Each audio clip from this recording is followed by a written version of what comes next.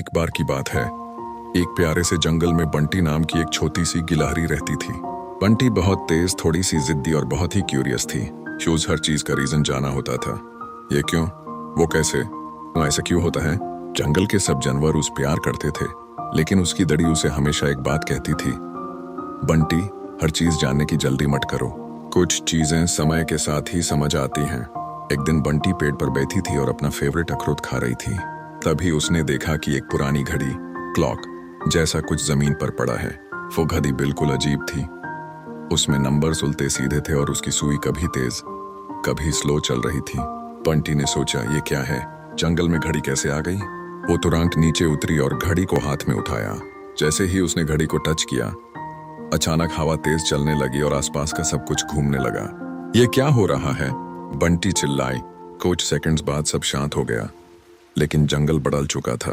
पेड़ और बड़े हो गए थे, नदी का पानी तेज बह रहा था और आसपास के जानवर थोड़े अलग लग रहे थे। बंटी डर गई। तभी उसकी मुलाकात एक धीरे चलने वाले कछुए से हुई। नमस्ते, कछुआ बोला। मैं टिंकू हूं, तुम कौन हो। बंटी ने घबरा कर कहा, मैं बंटी हूं, लेकिन ये जगह अलग क्यों लग रही है। टिंकू मुस्कुराया, क्योंकि तुम फ्यूचर जंगल में आ गई हो। फ्यूचर? बंटी शॉक हो गए।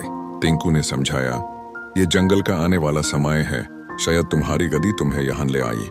बंटी को थोड़ा डर लगा, लेकिन उसकी क्यूरियोसिटी फिर जाग गई। तो मैं वापस कैसे जाऊंगी, टिंकू ने कहा। उसके लिए तुम्हें समय की 3 बातें समझनी होंगी, पेशेंस, करेज और काइंडनेस। बंटी ने कहा, ठीक है, मैं ट्राई करती हूँ। सबसे पहले टिंकू उसे एक जगह ले गया जहाँ एक छोटा सा पेड़ था जो बिल्कुल सूखा लग रहा था। टिंकू बोला, यह पेड़ तब तक नहीं बढ़ेगा जब तक कोई इसका ध्यान पेशेंटली नहीं रखेगा। बंटी ने तुरंत पानी लाया और पेड़ को दिया, लेकिन कुछ नहीं हुआ। अरे, ये तो ग्रो ही नहीं हो रहा, बंटी बोली। टिंकू हंसा, इसी को पेशेंस कहते हैं, हर चीज तुरंत नहीं होती। बंटी ने पूरा दिन पेड़ का ध्यान रखा। धीरे धीरे उसमें छोटे पत्ते निकाल आए।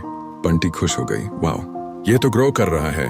टिंकू बोला, तुमने पहली बात सीख ली, पेशेंस। या दूसरी बारी थी करेज की।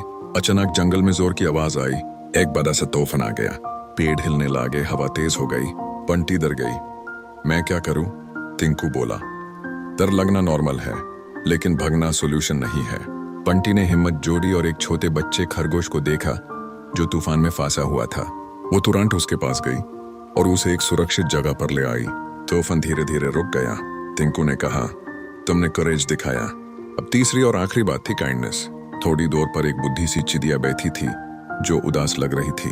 बंटी ने पूछा, आप उदास क्यों हो। चिड़िया बोली, मेरे पास खाने को कुछ नहीं है और मैं अब ज्यादा दूर नहीं उड़ सकती। बंटी ने अपने अखरोट उसे दे दिए, आप ये खा लीजिए। चिड़िया की आंखों में आंसू आ गए। तुम बहुत अच्छी हो। जैसे ही बंटी ने यह किया, उसकी घड़ी फिर से चमकने लगी। टिंकू बोला, तुमने काइंडनेस भी सीख ली, अब तुम वापस जा सकती हो। बंटी ने स्माइल किया, थैंक यू टिंकू। अचानक फिर से सब घूमने लगा और बंटी वापस अपने ओरिजिनल जंगल में आ गई। सब कुछ नॉर्मल था। वो अपने पेड़ पर बैठी थी, हाथ में वही घड़ी थी, लेकिन अब वो सिंपल लग रही थी। बंटी ने सोचा, शायद ये सब एक मैजिक था, लेकिन मैंने बहुत कुछ सीखा। वो तुरंत अपनी दाढ़ी के पास गई और सब बताया। तड़ी मुस्कुराकर बोली, मैंने कहा था ना, समय सब सिखाता है। हर दिन के बाद बंटी थोड़ी कम जिद्दी और ज्यादा समझदार हो गई। मॉरल, लाइफ में हर चीज का टाइम होता है। पेशेंस, करेज और काइंडनेस से ही हम स्ट्रांग बनते हैं।